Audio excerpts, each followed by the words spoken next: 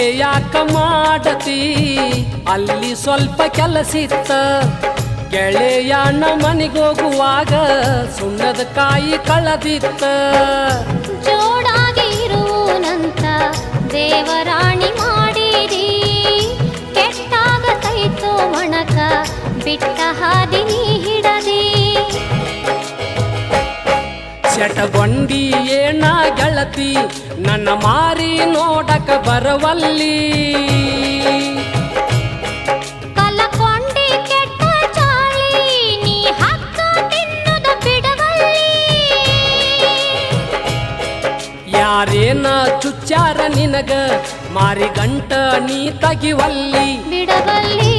ಬಿಡವಲ್ಲಿ ನನ್ನರ ಕೈಯ ಬಿಡವಲ್ಲಿ ಸಿಗುವಲ್ಲಿ